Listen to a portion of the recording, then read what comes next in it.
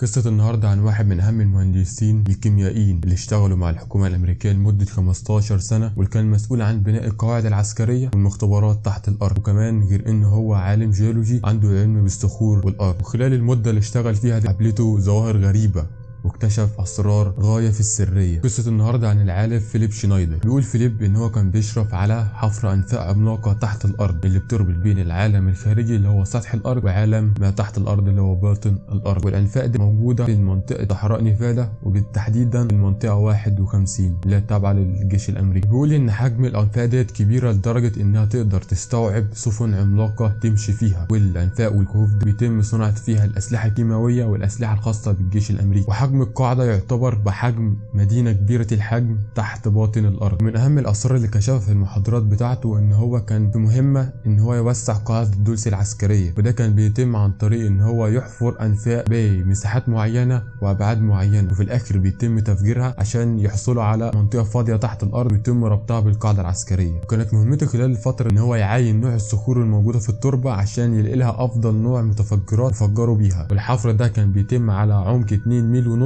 في المستوى السابع من الأرض. وفي يوم من الأيام وهم شغالين في الأنفاق وبيكملوا مهمة الحفر، قابلتهم شبكة من الأنفاق المحفورة قبل كده بطريقة هندسية وبأدوات متطورة جدا. هم استغربوا من لأن الأدوات اللي معاهم ما تقدرش تحفر الأنفاق دي بالدقة اللي كانت محفورة بيها الأنفاق اللي هم اكتشفوها. وكانت شبكة كبيرة وواسعة جدا من الأنفاق ما كانوش يعرفوا عنها أي حاجة. ولما نزل هو التيم بتاعه عشان يستكشفوا الأنفاق ديت، وجدوا فيها أجهزة ومعدات غريبة جدا مش من صنع البشر، وكان أول مرة في حياتهم يشوفوا النوع من الأجهزة والأدوات. وخلال ما هم بيستكشفوا الأنفاق ظهر لهم مجموعة من الكائنات الغريبة، فبدأوا يتشابكوا معاهم بإطلاق النار. وفي التصريحات بتاعته قال إن هو أصاب منهم 2، وكان التيم بتاعه مكون من 30 فرد، وطلبوا الإمدادات ونزل لهم 40 تاني. وخلال الاشتباك مع المخلوقات الغريبة دي قال إن مفضلش منه ولا نجي من الفريق بتاعه غير هو و3 تانيين، وما قدروش يقتلوا غير 4 كائنات بس من الكائنات دي. وقال لك إن هم كانوا معاهم أسلحة متطورة جدا غير الدروع اللي هم كانوا لابسينها، إن هي الطلقات البشرية بتاعتنا غير قادرة على اختراق الدروع. الكائنات دي اطلق فيما بعد عليها اسم الرماديين. بيقول شنايدر ان هم اتفاجئوا بقاعده كامله موجوده تحت الارض للمخلوقات الرماديين. وبيقول خلال المعركه ان هو اتصاب بحاجه غريبه اشبه بالطلق الناري، صابته في جسمه، عملت له اصابه كبيره جدا في جسمه واللي سببت له بعد كده مرض السرطان. وبعد الحادثه ادرك شنايدر والتيم اللي معاه ان هو كان اتعرض لمخلوقات الرماديين، كان اتفاجئوا بوجودها تحت الارض وكمان في القواعد اللي هو كان بيشرف على البناء بتاعها. وبعد الحادثه اللي حصلت حياه شنايدر اتغيرت 180 درجه، لان هو استثمر 100 سنين عمره في ان هو يجمع معلومات ويكشف الاسرار المخلوقات الرماديين. وبدا يقول المحاضرات المعاهد والكليات والاماكن العامه عشان يقدر يحذر الشعب الامريكي من الحاجات اللي هو شافها. وخلال فتره البحث وكشف الاسرار اتعرض شنايدر لاكثر من 10 محاولات اغتيال من خلال الحكومه الامريكيه، ان هي كانت بتحاول تقتله وتخلص منه عشان ما يقدرش يكشف كل الاسرار دي. وفي مره من المرات صباع ايده اتبطر. وخلال البحث بتاعه في قضيه الرماديين اكتشف ان كان في معاهده بين الحكومه الامريكيه والمخلوقات الفضائيه اسمها معاهده جرياده في 1954. وكان من نصوص المعاهده ان المخلوقات الرماديين يقدروا ياخدوا الكميات اللي هم عايزينها من الحيوانات والبقر عشان يقدروا يعملوا عليها التجارب وكل حاجه هم عايزينها، وكمان تقدر تاخد اعداد محدده من البشر بتوافق عليها الحكومه الامريكيه. والشرط الثاني ان هم اسماء البشر اللي اتعمل عليها التجارب الحكومه الامريكيه. ولكن مع الوقت المخلوقات الرماديه تجاوزت العدد المحدود من البشر اللي هم كانوا متفقين عليه وما بقتش تبعت الاسامي ديت للحكومه الامريكيه، وبكده المخلوقات خلفت المعاهده. كان بيقول ان هو كان مفكر زي بقيه العالم ان المخلوقات الفضائيه ديت بتيجي من الفضاء، ولكن اكتشف ان المخلوقات الفضائيه بتسكن باطن الارض من ملايين السنين. واللي بيأكد كلامه ده ان هو اكتشف معادن في القرون اللي فاتت في الاردن، معادن من نوع غريب مش موجود منها على سطح الارض نهائيا. والعلماء الجيولوجيين بيقولوا ان النوع ده من المعادن نزل على سطح الارض عن طريق النيازك من ملايين السنين، لكن شنايدر بينفي الكلام ده وبيقول ان المعادن دي موجوده في باطن الارض بس على مسافات كبيره جدا تحت الارض، ومن الصعب ان اي حد يوصل لها. واللي بيأكد وجود كائنات عاشت على سطح الارض قبل وجود البشر، واللي كانت بتقدر تتنقل بين الكواكب بتقنيات طيران متطوره جدا، اللي كان بيستخدم مواد ومعادن كثافتها عاليه في صناعه الاطباق الطائره عشان تقدر تستحمل درجه الحراره العاليه والسرعه المهوله للطبق الطاير.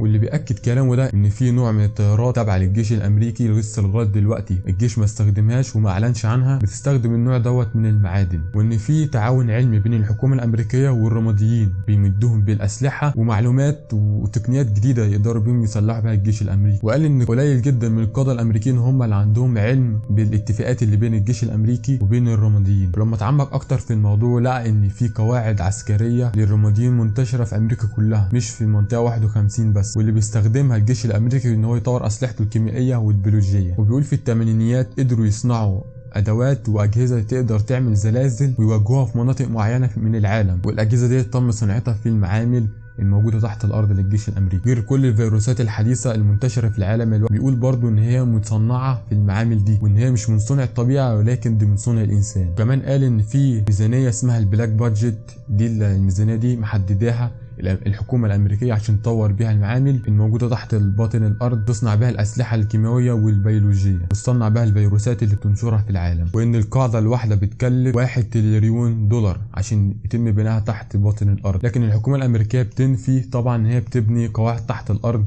وبتقول ان الميزانيه ديت بتستخدمها في تطوير الاسلحه العسكريه بتاعتها فقط. وشنايدر بيقول ان الحكومه الامريكيه بتجيب الفلوس الميزانيه من تجاره المخدرات، وان هي بتشرف على تجاره المخدرات في العالم كله عن طريق واجهات العصابه والمافيا، وان هي بتشغل افراد العصابات معاها. وان التجار والعصابات المافيا اللي بيقول ان التجار المافيا اللي بيفكروا يطلعوا من شغل مع الحكومه الامريكيه في المخدرات، الحكومه بتقبض عليهم وبتصدر كل الاموال بتاعتهم وبتسخرها في البلاك بادجت. وبعد سنتين من محاضرات شنايدر في المعاهد والكليات لقوا شنايدر مقتول في شقته سنه 1996، والحكومه قالت ان هو مات بسبب اليأس والاكتئاب اللي عنده. لكن زوجته نفت الكلام دوت وقالت ان هو ما كانش عنده اي اعراض لامراض نفسيه نهائي، بالعكس ان هو كان شخصيه طموحه وعنده امل وكان عايز يكمل نشر المحاضرات بتاعته. ولما الحكومه كشفت عن الجثه بتاعته، مراته نفت ان دي جثه شنايدر جوزها، لان هي بتقول ان جوزها في صابع من صوابع مبتور، ولكن الجثه اللي هم جابوها ليها صوابعها كلها سليمه.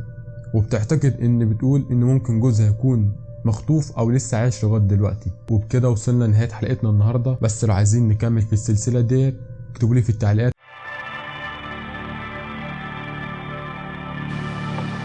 The first part of this talk is going to concern deep underground military bases and the black budget. Let me first start by emphasizing the black budget. The black budget is a secretive group, basically a secret budget. It garners 1/4 of the gross national product, the entire gross national product of these United States. At present, the gross national product is around $5 trillion, so 1/4 of that's about $1.25 trillion per year. At least 1.023 trillion, and I say at least, is used in black budget programs like deep underground military bases. Presently, there are 129 deep underground military bases in these United States. Anyway, of these 129 bases, they've been building them day and night unceasingly since the early 40s. Some of them were built even earlier than that. These bases comprise basically of large cities underground. They're connected by high-speed monorail magneto-leviton trains that can go up to Mach 2. The average depth of each base is roughly a mile deep. They are basic whole cities hollowed out underground. They are somewhere between 2 2/3 cubic miles and 4 1/4 cubic miles hollowed out underground. You might ask how this is done. Well, right now they have laser drilling machines that can drill a tunnel 7 miles in one day. Obviously, we the public know how expensive this is going. We're not told about this. So unfortunately, I don't believe these things. The black projects, as we know them, sidestep Congress, which is illegal. Right now, the New World Order is depending upon these bases, and if I'd known it was the New World Order involved, I wouldn't have had anything to do with them. I was lied to rather extensively.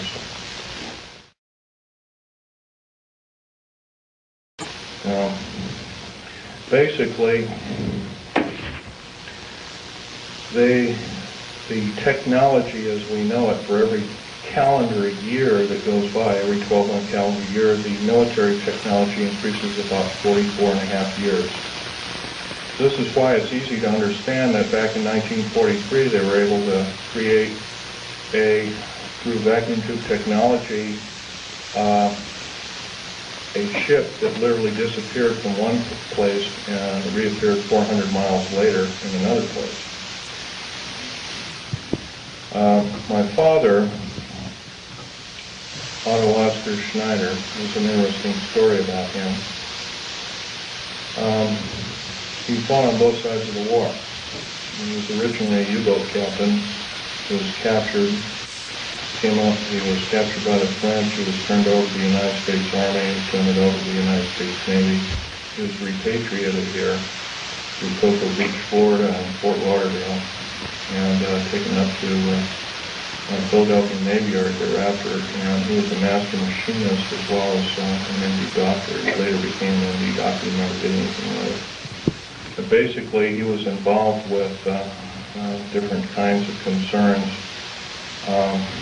such as A-bomb and H-bomb and Philadelphia experiment and these other kinds of projects.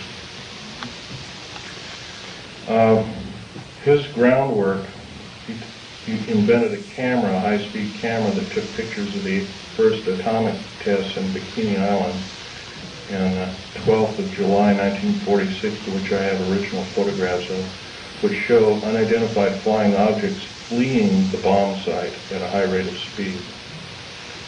Bikini Island at the time was infested with things in various depths of its waters. The natives always saw them. The natives had problems with their cattle, basically pigs is what they raised, and other things. Though this story has never come out, this is basically what happened. So at that time, through General MacArthur and others, they felt that, in fact, General MacArthur was coined in saying the term, the very next World War we have will be the war of, not with people from planet Earth, but from aliens or people from other planets.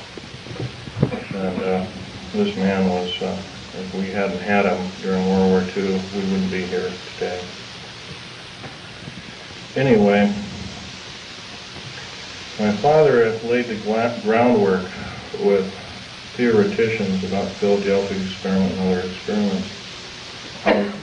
What does that have to do with me? Other than the fact of that, all I can say is that if it wasn't for, see, he never told us kids this, and he kind of kept it secret until a couple of weeks before he died. I kind of regretfully say that. I don't agree with what he did on the other side of the pond in Nazi Germany, but I'll tell you one thing. I think he had a lot of guts in coming here and doing what he did. He was hated in his own land. In fact, there was a $1 million in gold reward for anybody who could kill him. Just bring the picture back of the dead person, and it never happened.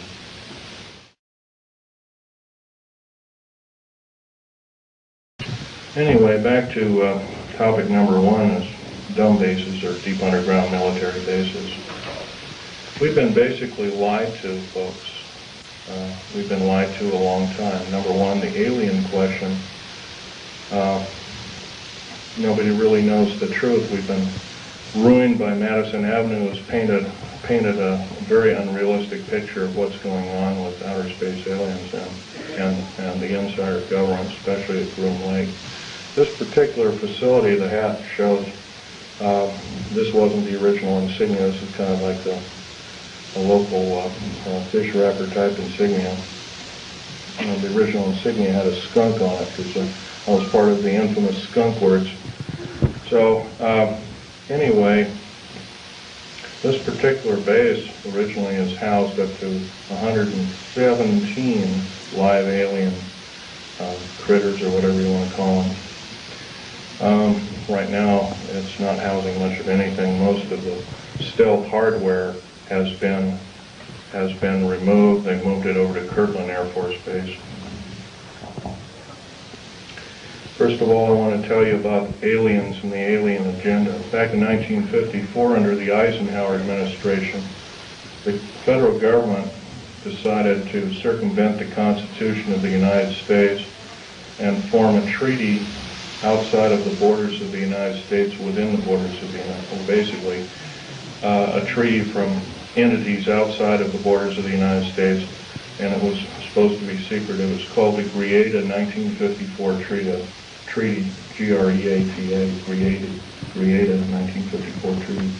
That basically said that the aliens could take a few cows and test their implanting techniques on a few human beings, but they had to give detailed lists of the people involved, etc., etc. Slowly but surely, the outer space aliens slowly altered the bargain until they decided they wouldn't go by it at all. And back in 1979, this was a reality. The firefight occurred kind of quite by accident. I was involved in, we were building an addition to the deep underground military base at Del State, New Mexico, which, by the way, is probably the United States' deepest base. It goes down 7 levels over 2.5 miles deep. But at that particular time, we had drilled 4 distinct holes in the desert ground, and we were going to link them together with shape charge explosives. And then we were going to basically blow out large sections at a time. Well, when I was my job at that time was to go down in these holes, gather rock samples, check them for their particularity or particle count, give a detailed account of what kind of chemical explosive or plastic explosive to use, and go from there. As I was headed down there, to my total surprise, we found ourselves amidst a large cavern that was already full of outer space aliens, otherwise known as large grays.